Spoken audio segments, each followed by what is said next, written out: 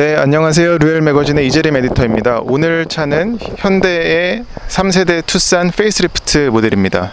오늘 시승은 한상기 자동차 칼럼니스트와 함께 하겠습니다. 안녕하세요. 예, 안녕하세요. 한상기입니다. 현대가 2015년에 내놨던 3세대 투싼 모델을 3년 만에 이제 페이스리프트에서 내놓은 모델인데요. 안팎의 디자인을 대폭 개선했고요. 물론 안보다는 바깥을 많이 개선을 했고요. 얼핏 세워놓고 보더라도 3세대 투싼 모델과는 페이스리프트 모델이 확연하게 차이가 나는데요. 어떻게 보시나요? 기존 모델에 비하면은 새 차라는 느낌이 확실히 강하죠. 보통 디자인이 바뀌면은 호불호가 좀 생기잖아요. 특히 투싼 같은 경우에는 기존의 차도 참 잘생겼기 때문에 좀 바꾸는 것에 어려움이 있었다고 해요. 현대 디자인 팀도. 근데 지금 이 새로 나온 이 부분 배경 모델 같은 경우에는 그런 약간 좀 우려를 걷어낼 만큼 앞쪽의 얼굴은 좀 잘 나온 것 같아요. 오늘 특히나 시승하는 1.6 디젤 모델, 이 모델에 들어간 1.6L 배기량 터보 디젤 엔진은 현대가 처음 차에 넣은 엔진이라서, 그러니까 2015년에 내놨었던 3세대 투싼 모델은 엔진 라인업이 세 가지였습니다. 2.0 터보 디젤 엔진, 1.7 터보 디젤 엔진, 1.6 터보 가솔린 엔진, 이렇게 세 가지가 있었고요. 그리고 이번에 페이스리프트 하면서 또 엔진 라인업은 세 가지를 유지를 했습니다. 근데 차이점이 있다면은 1.7L 터보 디젤 엔진이 이제 1.6 터보 디젤 엔진으로 바뀌었고요. 기존에 있던 2.0 터보 디젤이라든지 1.6 가솔린 터보 엔진은 그대로 변동사항이 없고요. 그게 큰 차이점이라고 볼 수 있겠습니다. 이 엔진은 그리고 새로운 라인업이죠. 예, 현대기아가 스마트 스트림이라고 엔진과 변속기를 아우르는 새 파워트레인을 내놨는데 올류 K3에 신형 1.6 MPI가 가장 먼저 탑재가 됐고요. 1.6 디젤은 그러니까 스마트 스트림 1.6D라고 부르죠. 이 엔진은 이 투싼 부분병의 모델에 가장 먼저 탑재가 됐습니다. 사실은 1.6 디젤이 성능이 어떨까? 그러니까 새로 나온 엔진이잖아요. 그래서 참 궁금했는데 이번에 이제 타보게 됐습니다. 앞모습과 다르게 뒷모습에서는 큰 변화는 없습니다. 눈에 띄는 변화라고는 테일램프의 그래픽이 달라졌고요. 그리고 뒤쪽에 붙은 리플렉터가 원래는 범퍼에 붙어 있었는데 트렁크 옆에로 위치를 옮겼고요. 그리고 또 밑에 하단 범퍼의 디자인이 달라졌습니다. 그래서 뒷모습이 얼굴만큼 그렇게 변화가 아주 큰 건 아니죠. 예, 실내는 기존에 비해서 디자인이 좀 많이 달라졌죠. 외관만큼은 아닌데 가장 결정적으로 달라진 게 공주양치 위쪽 부분인데, 기존에는 그 모니터가 매립형이었잖아요. 송풍구 같은 경우도 양쪽에 있었고, 근데 이 페이스리프트는 요즘 현대기아 차가 많이 쓰는 이런 돌출형 타입이 적용이 됐고요. 송풍구의 위치도 약간 내려왔습니다. 네, 말씀하신 것처럼 상단의 돌출형 디스플레이가 가장 먼저 눈에 띄고요. 그리고 하단에 송풍구하고 밑에 공조장치들, 그리고 파워 아울렛과 충전 패드까지 일목요연하게 갖췄습니다. 예, 모니터의 경우에는 그 최근에 현대기아 차가 거의 비슷한 디자인의 돌출형 모니터를 사용을 하고 있죠. 이 조립 품질 같은 경우에는 꽤 좋은 편이고요. 자꾸 흔들어 봐도 거의 소리가 안 나요. 양쪽에 배치한 버튼류들도 적재적소에 있어요. 모니터 내의 메뉴는 다른 현대기아 차와 거의 동일합니다. 셋업으로 들어가면은 이런 메뉴가 나오는데, 페이지는 이제 좌우로 움직이고요. 이 안내 음성 같은 경우에는 역시 다른 현대기아 차들처럼 부드러운 남성 음성이 추가가 됐죠. 그리고 여느 현대기아 차와 마찬가지로 즐겨찾기 버튼은 여기에 자리 잡고 있습니다. 그래서 이 별 모양을 누르면 이 버튼에다가 어떤 기능을 즐겨찾기에 놓을지를 정할 수가 있고요. 보시는 것처럼 블루링크라든지 아니면 뭐 홈, 마이 메뉴, 블루투스 오디오 등등 자주 사용하는 메뉴들을 이렇게 해놔서 굳이 메뉴를 찾아서 단계별로 들어가지 않더라도 별 버튼만 누르면 한 번에 찾아갈 수 있게끔 편하게 해놨습니다. 투싼 페이스리프트에는 어라운드 뷰 카메라가 들어가 있습니다. 그래서 주차 라인도 이렇게 빨갛게 노랗게 그어져 있고요. 이제 핸들을 어떻게 돌리느냐에 따라서 저 선도 옮겨져서 주차에 도움이 되고요. 그리고 또 아래에 보시면은 카메라를 넓게 보기를 원한다거나 아니면 옆을 같이 보거나 이렇게 다양하게 설정할 수도 있고요. 그리고 기본으로 갔을 적에는 한 켠엔 또 어라운드 뷰 카메라가 잘 선명하게 보여집니다. 그러니까 오른쪽 같은 경우에는 그 위에서 내려다보는 것 같은 버드뷰 화면이 나오죠. 그리고 화질은 사실 그렇게 썩 좋은 편은 아니에요. 다른 현대기아 차의 SUV가 거의 비슷한 화질인데 이 화질이 이렇게 되게 선명하다거나 그렇진 않습니다. 그리고 여기 설정에 들어가면은 이 앞에 전후방 근접 경고 표시라든가 이런 메뉴를 또 설정을 할 수가 있죠. 요즘에 나오는 차들의 경우에는 이제 후진을 하다가 뭐 양쪽에서 이제 차가 다가오면은 그거 경고하는 기능도 같이 있습니다. 예, 송풍구 아래쪽, 그러니까 공조장치의 디자인은 기존과 거의 동일하고요. 공조장치 같은 경우에는 그 자주 사용하는 온도 조절은 다이얼이고 바람 세기는 버튼식인데 확실히 이런 거 보면은 되게 사용하기 좋게 위치라든가 뭐 그런 부분에 있어서 사용하기 좋게 이렇게 디자인이 됐어요. 그리고 이 버튼을 눌렀을 때 이 눌림 감 있잖아요. 이런 거는 윗급 모델과 비교해도 그렇게 차이가 많지가 않아요. 그렇습니다. 버튼 눌림감에서는 비슷한 것 같고요. 하지만 버튼 마감이라든지 소재적인 부분에서는 확실히 윗급인 산타페보다는 좀 떨어지지 않나 생각해 봅니다. 그리고 이 차 같은 경우는 풀옵션이어서 이 통풍 시트 3단계가 마련이 되어 있고요. 운전대 열선도 있고, 그러니까 거의 대부분의 옵션 또는 편의 장비는 다 갖추고 있죠. 그리고 이 아래 공간을 보시면 12V 아울렛 2개가 있고요. 그리고 가운데는 옥스 단자와 USB 포트가 있고, 그리고 또 충전 패드도 있습니다. 여기 이 패드는 안드로이드를 쓰는 전화기 뿐만 아니라 아이폰까지 모두 충전이 되고요. 충전이 시작이 되면은 여기에 이렇게 불이 들어와서 표시가 됩니다. 그리고 다른 현대 기아 차들처럼 여기에 핸드폰을 놓고서 시동을 끄고 내리면은 휴대폰이 무선 충전기에 있습니다. 라고 이렇게 안내 멘트도 나오죠. 참 편한 것 같아요. 그리고 기어 노브 아래에는 이제 버튼들을 모아뒀는데요. 보시면은 이제 드라이브 모드라든지 오토 홀드, 그리고 파킹 어시스턴트 작동 해제 버튼, 그리고 오토 스타트 스톱 해제 버튼, 그리고 어라운드 뷰 카메라를 끄고 켜는 버튼들도 이렇게 모아놔서 주행에 직접적인 연관이 있는 버튼들을 모아뒀습니다. 그래서 손에 잡히는 위치도 좋고요. 그리고 작동감도 괜찮습니다. 저는 이 드라이브 모드 같은 경우에는 여전히 이 기어 레버 뒤쪽에 있잖아요. 그래서 약간 이게 주행 중에 바꿀 때는 약간 좀 불편하지 않나 싶어요. 네, 오른손으로 하면 약간 닭발처럼 발을 구부려야 되죠. 예, 컵홀더는 2개가 마련이 됐는데 이 컵홀더의 경우에는 자세히 보시면은 이 날개가 양쪽에 딱 2개씩만 있죠. 보통 컵홀더에 날개가 있으면 4개가 있든가 아니면 아예 없든가 그러는데 여기 딱 2개씩만 있어요. 이렇게. 그리고 앞뒤 구멍의 크기도, 홀더의 크기도 좀 다르네요. 앞이 좀 더 작고 직경이, 뒤가 좀 크네요. 그리고 아까 말씀드린 것처럼 공조장치 쪽에 이런 센터 패시아 다이얼의 그 재질은 괜찮은데 이쪽 컵홀더 쪽은 약간 좀 플라스틱이 약간 싼 티가 나죠. 그러네요. 고무 패디처럼 생겼지만 그냥 플라스틱에 물결 무늬만 넣은 겁니다. 예, 센터 콘솔 박스의 용량은 착하게 생각을 하면 적당한 편이에요. 이 트레이를 걷어내면은 이 정도의 공간이 나오는데 이 TOP 같은 경우에는 넣고도 딱 보면은 용량이 그렇게 커 보이진 않는데 좀 깊이가 있는 것 같아요. 쿨링이나 히팅은 없지만 수납 공간에 집중한 모습입니다. 예, 운전대의 경우에는 이 림에 씌운 이 가죽이 좀 미끄러운 편이에요. 일단 육안으로 보기에도 약간 좀 맨질맨질해 보이잖아요. 그래서 손으로 잡을 때 약간 좀 미끄럽습니다. 모양새적으로는 괜찮은데 말씀하신 것처럼 가죽이 좀 건조해서 손에 잘 붙지 않아요. 그리고 스포크 왼쪽에는 음성 인식과 오디오, 오른쪽에는 크루즈 컨트롤과 트릭 컴퓨터 버튼이 모여 있습니다. 네, 버튼 구성에서는 일반적인 현대 기아차의 버튼을 그대로 따르고 있습니다. 네, 계기판은 단출합니다. 왼쪽에는 엔진 회전계, 오른쪽에는 속도계가 있고요. 가운데는 작지만 디스플레이 창을 갖추고 있어서 지금 메뉴를 이렇게 저렇게 바꾸고 있는데 보시는 것처럼 다양한 정보들을 일목요연하게 보여줍니다. 예, 1.6 디젤도 요소수가 들어갔기 때문에 이렇게 요소수 레벨 게이지가 있고요. 이 차는 사륜이 아니기 때문에 사륜 앞뒤 토크 배분 보여주는 그 정보는 없죠. 그리고 사용자 설정에 들어가면은 요 운전석 보조에 굉장히 많은 ADAS가 추가가 돼 있죠. 이 차는 이제 풀옵션이기 때문에 안쪽에 있는 메뉴는 뭐 기존 현대차와 거의 동일합니다. 참 자연스러운 것 같아요. 3, 음량 2, 음량 1. 이런 것도 참 세분화되어 있고요. 시트는 어떤 고급스럽거나 그런 느낌은 없고요.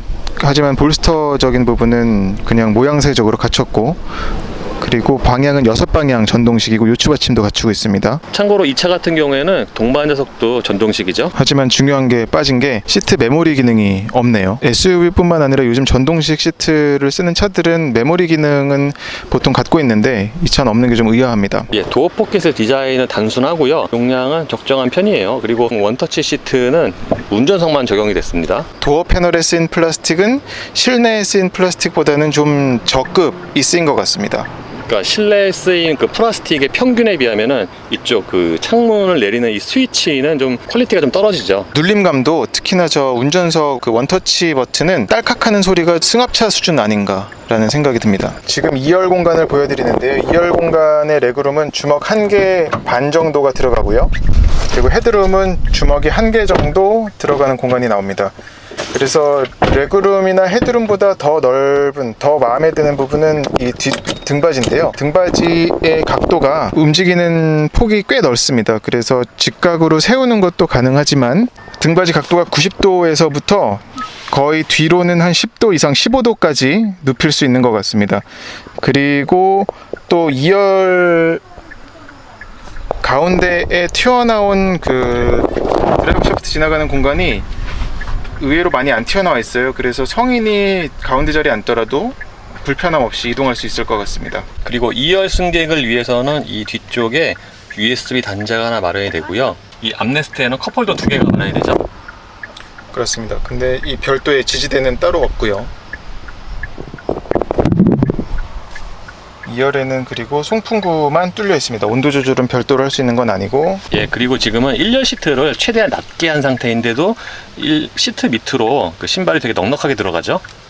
그렇습니다. 이런 부분에서도 어떤 거주성에 도움이 되는 부분인 것 같아요. 트렁크는 차 크기에 딱 맞는 사이즈 같고요. 이 위아래의 길이가 좀 긴 것 같아요. 네, 바닥도 그리고 평평해서 짐을 싣기도 용이한 것 같아요. 그리고 이 커버를 내면은 이 밑에도 이 수납 공간이 따로 있죠. 그러니까 여기 같은 경우에도 이 수납 공간으로 꽤 유용한 공간이에요. 그렇죠. 냄새나는 물건이라든지. 그리고 이 양옆에도 별도의 공간이 또 있습니다. 참고로 이 트렁크 벽에는 쇼핑백 등을 걸 수 있는 고리가 하나씩 마련이 되어 있고요. 이쪽에는 또 C-볼트가 또 하나 더 있네요. 2열 공간은 저 등받이 조절하는 레버로 접고 펴는데요. 접을 경우에는 거의 풀플랫이 됩니다. 예, 2열 시트를 접으면은 트렁크 바닥이랑 2열 시트랑 거의 평평하게 이어지는데 이 정도면은 거의 풀플랫이라고 해도 괜찮을 것 같아요. 그렇습니다. 근데 살짝 아쉬운 건 트렁크에서는 저 시트를 접을 수 있는 레버가 없어서 그 부분은 좀 아쉽습니다. 그리고 다른 현대의 SUV들처럼 이렇게 러기지 스크린은 없어요. 이렇게 따로 사야 되죠. 예, 지금은 에어컨이랑 통풍 시트 모두 끈 상태이고요. 이 공회전 상태에서는 엔진 소리가 이렇게 어느 정도는 좀 들어오는 편이죠. 이렇게 약간 그 디젤 특유의 소리 있잖아요. 따다다닥한 소리. 그 소리가 좀 귀에 또렷하게 들리는 편입니다. 조수석에서 듣기에도 꽤 들어오는 편입니다. 그런데 이 공회전 때 이게 진동 같은 경우에는 생각보다는 대책이 좋아요. 지금 운전대로 전달되는 진동은 별로 없는 편이에요. 그러니까 뭔가 진동이 막 전해지긴 하는데 이렇게 여기 어디선가 딱 진동을 이렇게 딱 이렇게 막아주는 느낌이에요.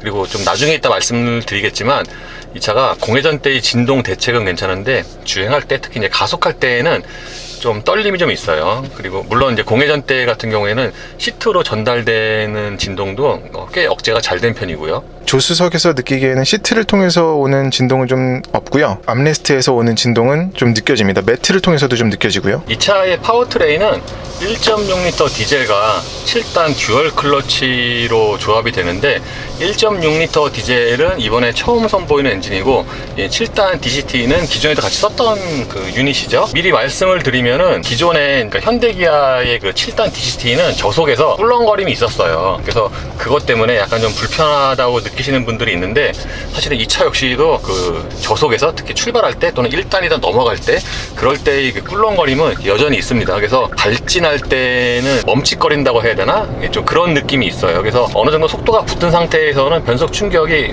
괜찮은 편이지만 저속에서 움직일 때는 불편하다고 느끼시는 분이 있을 거예요. 근데 사실 건식 듀얼 클러치는 보통 이 정도의 그 꿀렁거림은 거의 뭐 특성 중에 하나고 다행인 것은 저속에서 움직일 때 또는 클러치 붙고 떨어질 때 그런 작동 소음은 상당히 억제가 잘 된 편입니다. 그 초창기의 폭스바겐 듀얼 클러치의 경우에는 저속에서 움직일 때는 그 약간 쇳소리 같은 것도 들렸거든요. 근데 이 차 같은 경우에는 이제 그런 소리는 없어요. 네, 저도 아까 주행하면서 느껴보니까 한상기 기자님 말씀처럼 초반 차 출발시킬 적에 변속 1단에서 2단 넘어갈 적에 왜 그러나 싶었는데 그런 좀 DCT 특유의 꿀렁거리는 게 10번에 한 8번 정도는 느껴지더라고요. 그래서 그 부분은 일전에 그러니까 2015년 출시한 3세대 투싼 때도 느꼈었던 부분인데 그 부분은 살짝 개선이 좀 덜 되지 않았나 싶습니다. i30 1.4 시승할 때도 그랬죠, 우리?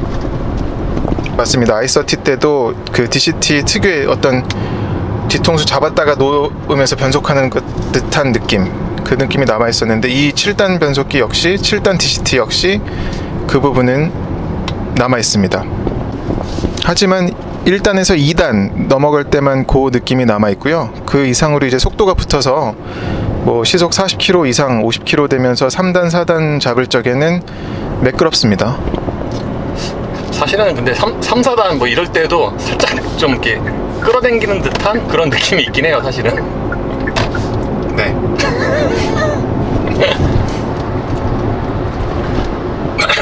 예, 하체의 방음은 2.0과 거의 비슷한 것 같아요. 제가 2.0 시승할 때 그 노면 소음이 좀 타이어 소음이 좀 올라온다고 했는데 이 차 역시도 마찬가지고, 그러니까 전체적으로 그 하체의 방음은 2.0과 거의 비슷한 수준이고, 반대로 또 다른 말로 하면은 그 윗급인 산타페 소렌토보다는 확실히 좀 차이가 많이 나긴 하죠.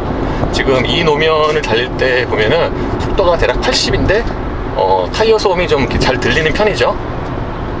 소음도 잘 들리고 이렇게 덜컹거리는 느낌 역시 잘 들어옵니다. 잘 느껴지고요. 예, 2.0 시승할 때 이 차가 가볍다고 말씀을 드렸잖아요, 윗급에 비해서. 그러니까 저속에서 움직일 땐 확실히 차가 좀 가볍게 또는 경쾌하게 움직이는 그런 느낌이 있는데, 이게 좋게 말하면 가볍고 경쾌한 거고, 다른 말로 하면은 그냥 나쁜 의미로 가벼운 거죠. 그러니까 좀 움직임이 그 윗급인 산타페 소렌토에 비해서는 좀 뭔가 그 품질 차이, 그 퀄리티 차이라고 해야 되나? 그런 좀 승차감의 차이는 이렇게 뚜렷하게 있습니다. 네, 저도 똑같이 느꼈는데요. 그러니까 산타페 소렌토는 좀 진중함이 있었거든요. 그래서 속도를 올려가면서도 차가 안정적이다라는 게 계속 남아 있었는데, 이 차는 좀 요동친다고 할까요? 그런 느낌이 있습니다. 그리고 엔진 소리 같은 경우에도 2.0과 좀 차이가 있어요. 2.0은 그 음량은 좀 크지만 뭔가 소리가 좀 스포티하다는 그런 느낌이 있었는데, 이 차 같은 경우에는 뭐 음량은 비슷하다고 해도 그 음색의 좀 차이가, 그러니까 음색이 좀 못하죠, 2.0보다. 그 회전수를 좀 높이면은 이럴 때 들려오는 음색이 약간 좀 거칠게 느껴집니다. 얼마 전에 시승했던 2.0은 사륜이었잖아요, H트랙 새로 적용돼. 근데 이 차는 앞바퀴 굴림이에요. 그래서 이 사륜과 엔진이 다르긴 하지만 이 사륜과 그 코너에서 어떤 이렇게 특성을 보여줄지 저도 사실 약간 좀 궁금하긴 해요. 대략 뭐 예측이 가능하긴 하지만.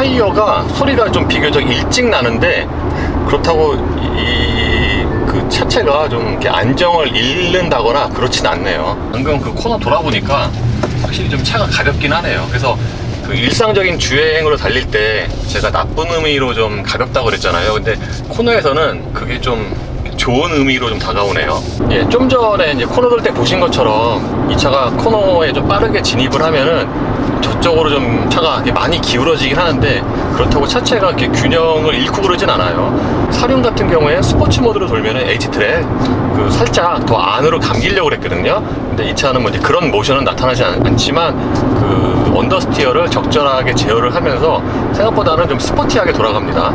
조수석에서 느낄 적에는 어떤 차가 제어를 하는구나 라는 느낌보다는, 그러니까 에이펙스에서 보면은 안쪽이 늘어나잖아요. 그러면 그냥 이게 끝이구나 라는 느낌을 가지고 돌아나가는 것 같아요. 그러니까 그게 차가 제어를 하면서 뭐 자세를 바로잡는다는 느낌이 아니라, 그냥 서스펜션을 끝까지, 스프링을 끝까지 느려뜨리고 나서 이제 거기서 버틴다고 해야 될까? 그런 느낌입니다. 아, 뭔가 되게 좋은 표현이다, 야. 야, 그 새로운 표현이다, 야. 그래요? 새로운 멘트다.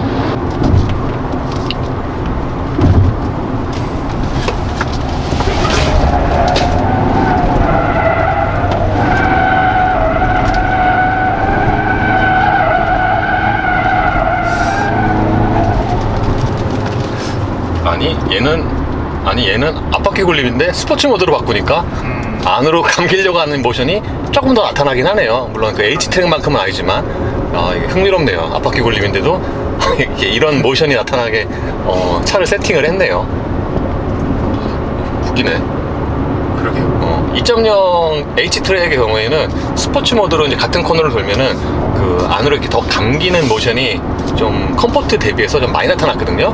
근데 이 차는 이제 그 정도는 아닌데 이 차 노멀 컴포트와 비교를 하면은 그런 모션이 좀 더 나타나긴 해요. 그래서 뭐 둘 중에 뭐가 더 안정적이다 또는 잘 돈다라고 말씀드리기는 어렵지만 그 모션의 차이가 있기 때문에 좀 더 스포티한 느낌을 받을 수 있습니다. 예, 이 차의 동력 성능은 대략 예상한 정도예요. 보통 투싼 정도 사이즈의 1.6 디젤 136마력이니까 사실 이렇게 되게 뛰어난 동력 성능을 기대하기는 좀 무리잖아요. 그래서 가속을 해보니까 확실히 그냥 일상 용도로 사용을 할 때는 그냥 무난한 수준인데 이제 추월하거나 그럴 때 또는 이제 급가속 쭉 해보면은 그러니까 배기량이라든가 출력의 그런 좀 한계가 있긴 하죠. 세 가지 트림 중에서도 1.6 터보 디젤 엔진은 효율적인 부분에 좀 더 치우치지 않았나 생각이 들고요. 성능적으로는 말씀하신 것처럼 뭐 나무랄 데 없고요. 일상생활에서는. 기존의 1.7 디젤은 제가 타본 적이 없어서 비교는 못 하겠는데 굳이 이 차를 이제 다른 차와 비슷한 급으로 비교를 해보면은 이코녹스 1.6 디젤이 있겠네요. 저희가 이제 확인을 해보니까 정지에서 180km까지의 가속력이 두 차가 뭐 거의 같아요. 사실 이코녹스가 그 가속력이 별로 안 좋다고 좀 말이 있었잖아요. 그렇게 따지면 뭐 이 차도 이코녹스와 뭐 거의 같은 급이라고 할 수가 있죠. 동력상으로는 예. 그렇습니다. 근데 물론 이제 이 차는 앞바퀴 굴림이고 저희가 그때 탔었던 이코녹스는 AWD라서 아마 같은 AWD로 비교를 하면은 이코녹스가 조금 더 빠르지 않을까라고 예상이 되긴 합니다. 그리고 가속할 적에도 아까도 몇 번 말씀드렸었는데 바깥에서 들어오는 소음적인 부분에서는 일정 수준 이상으로는 또 커지지 않는 것 같아요. 그러니까 처음에 정차 시에도 조용한 차는 아닙니다만 소음도가 속도가 올라감에 따라서 비례하게 시끄러워지진 않고요. 어느 정도 올라가고 나서는 크게 달라지지 않습니다. 그리고 고속으로 달릴 때도 바람 소리가 이렇게 전체적으로 좀 고르게 나는 편이고요. 보통 그 에어로 다이내믹을 잘 못 다듬은 차는 그 특정 부위에서 이렇게 휘파람 소리도 막 나오고 그러잖아요. 이 차는 이제 그러진 않아요. 근데 확실히 윗급과 비교를 해보면은 좀 전체적인 방음이 부족하긴 하죠. 예를 들어서 이 유리 같은 경우에, 옆유리 같은 경우에도 좀 얇은 편이고 윗급과 비교를 하면, 그래서 운전을 하거나 그 2열에 앉았을 때 보면은 그 옆쪽에서 좀 들려오는 그 바람 소리, 외부 소음이 좀 있어요. 차에 들어간 1.6L 터보 디젤 엔진이 저희 말씀드렸던 것처럼 현대에서는 처음 선보이는 스마트 스트림 엔진 라인업 중에 하나거든요. 그리고 K3에 들어갔던 1.6 터보 가솔린 엔진도 그 스마트 스트림 엔진을 구성하는 엔진 중에 하나고요. 그런 걸 보면 현대가 앞으로 내놓을 스마트 스트림이라는 이름으로 내놓을 엔진들이 어떤 성격일지 예상해 볼 수 있을 것 같아요. 오늘 저는 느낀 거는 연비 쪽으로 많이 치우치지 않았을까라는 생각입니다. 예, 실제로 이 연비를 체크를 해보면, 정속주행 연비 해보면 그 제가 항상 그 측정하는 구간에서 그 시속 90으로 주행을 하면은 대략 한 23에서 27, 8 정도의 그 순간 연비가 나오는데, 확실히 투싼의 2.0 디젤 또는 그 윗급의 2.0이나 2.2 비해서는 동일 조건에서 그 순간 연비가 잘 나오는 편이고요. 그리고 기존 모델과 비교를 해보면 17인치 기준으로 독합 연비가 더 올랐죠. 지금 뭐 스토닉에는 물론 1.0 가솔린 터보 엔진도 올라가지만 차급을 생각했을 적에, 그리고 콤팩트 SUV라는 걸 생각했을 적에 1.6L 터보 디젤 엔진과 7단 DCT의 조합은 당분간은 최적의 연비를 뽑아내는 그 파워트레인이 아닐까 예상할 수 있을 것 같아요. 이재린 기자 운전할 때 2열에 잠시 타봤는데 2열의 경우에는 1열보다 전체적으로 좀 움직임이 많아서 1열에 비해서는 좀 승차감이 떨어지는구나 라는 생각이 들었습니다. 그럼에도 이번 페이스리프트 투싼은 2열 리클라인 각도가 꽤 좋아서 그 부분은 좋은 장점이라고 볼 수 있을 것 같아요. 하체 느낌은, 그리고 평소에는 좀 통통 튄다고 느껴지다가도 어느 순간 코너 돌 때라든지 아니면 좀 움푹 페인들 지나갈 때면 차가 물렁하게 느껴질 때도 있고요. 그러다가도 아까 저희 코너 때 말씀드렸던 것처럼 한계치에 다다르면 차가 그냥 버티는 것처럼 느껴질 때도 있고요. 그래서 저희도 투싼 하체는 단단해 아니면 부드러워 라고 단정 지어서 말씀드리기가 애매한 것 같아요. 그러니까 확실히 전체적으로 약간 부드러운 쪽이라고 생각이 되긴 하는데, 이제 방금 이재린 기자 얘기한 것처럼 좀 충격을 받거나 좀 움푹 패인 곳 지나갈 때는 뭔가 좀 그 충격이 좀 직접적으로 탁 바로 전해지는 경우도 있고요. 그래서 뭔가 약간 좀 애매한 하체가 아닌가라는 생각이 들어요. 이 차에도 현대 스마트 센스가 들어가서 차선 유지 기능이 이 차에 적용이 됐는데 뭐 이 기능 같은 경우에는 기존의 현대 기아차에서 많이 경험했던 딱 그런 정도의 성능이에요. 그 차선 가운데를 잘 지키고 가는 편이고요. 그 ACC와 결합이 되면은 이제 순간적으로는 조금 뭐 손을 쉴 수가 있죠. 네, 그래서 피치 못하게 어떤 운전대에서 손을 떼게 될 경우라든지 아니면은 뭐 조작할 때 버튼 조작하느라 살짝 소홀할 경우에 도움을 받을 수 있는 그런 기능이라고 볼 수 있겠습니다. 그리고 대부분의 브랜드들처럼 유지 시간은 그러니까 손을 뗐을 경우에 대략 한 15초 정도 되고요. 이 깜빡이를 키면은 그 순간적으로 기능이 해지가 됐다가 넘어가서 깜빡이 딱 끄면은 다시 이제 대략 한 2초, 3초 정도 있다가 다시 기능이 활성화가 됩니다. 이것도 다른 현대기아차 동일하죠. 예, 오늘 이재린 기자와 투싼 페이스리프트 1.6을 타봤는데요. 그 1.6 디젤의 성능이 좀 되게 궁금했는데 어느 정도는 이제 풀렸어요. 사실 동력 성능이 그렇게 빼어나다고는 할 수는 없는데 그 동력 성능보다는 좀 더 연비에 초점이 맞춰진 그런 성격 같고요. 그리고 2.0과 비교를 하면은 확실히 좀 그 여러 가지 면에서 좀 차이가 있어요. 2.0보다 뭐 동력 성능의 차이는 당연하고 엔진 음색도 조금 좀 차이가 있고 그리고 전체적인 그 소음 정도로 보면은 또는 이제 귀에 들리는 그런 음색 정도로 보면은 확실히 이제 2.0이 낫긴 하죠. 하지만 2.0 디젤과 1.6 디젤 모델 중에 선택하라고 한다면 저는 오늘 탄 1.6 디젤이 더 손이 갈 것 같습니다. 왜? 이유는 효율성인 것 같아요. 효율성도 그렇고 세금 더 싸고 그런 부분 때문에 그리고 이 차를 달리기 목적으로 사는 차는 아니잖아요. 그런 걸 생각하면은 2열 편의 장비라든지 공간, 거주성에서는 차이가 없기 때문에 1.6 선택할 것 같습니다. 예, 사실 투싼 같은 경우에는 1.6 디젤과 2.0 디젤의 가격 차이가 그렇게 크지가 않아요. 그래서 뭔가 2.0에 좀 더 혹하고 쏠릴 수 있는데 근데 엄밀히 보면은 이제 연비 면에서도 좀 차이가 좀 있기 때문에 굳이 2.0 정도의 성능을 원하지 않는다면은 1.6 디젤도 괜찮을 것 같고요. 이제 단점으로는 아까 저희가 말씀을 드린 것처럼 이 차가 2.0과 비교를 해보면은 그 진동이 조금 더 있어요. 그러니까 공회전 때는 뭐 거의 비슷한 것 같은데 주행 중에 또는 가속을 할 때 보면은 가속 페달이라든가 이쪽 바닥면에서 좀 진동이 올라오거든요. 그러니까 그런 면은 단점이라고 할 수가 있겠습니다. 그리고 거의 모든 대부분의 현대기아 차들에게 해당되는 얘기고 항상 시승할 때 제가 말씀을 드리는데 이 차 역시도 이 세차 냄새가 많이 나요. 저도 아까 타자마자 그 세차 냄새가 좀 심하게 나서 바로 알았습니다. 현대차구나. 사실 뭐 세차 냄새가 현대기아 차에만 나는 건 아니고 이거보다 더 비싼 차에서 나는데 그러니까 평균적으로 보면은 그 현대기아 차가 이 새 차일 경우에 좀 더 이 화학 냄새가 좀 많이 나는 것 같아요. 특히 이제 어제는 비가 와서 이 냄새가 별로 안 나는데 오늘같이 이제 좀 덥고 날씨가 좋으면 좀 더 강하게 나거든요. 예, 이로써 현대 투싼 페이스리프트 1.6 디젤의 시승을 마치겠습니다. 감사합니다. 수고했습니다. 오케이. 구독해주세요. 예, 이재림 구독해주세요. 이재림 지금 3,000명도 안 돼요. 3,000명 되면은 더 열심히 하겠습니다. 3,000명 안 되면 열심히 안 할 거냐? 좀 다르죠.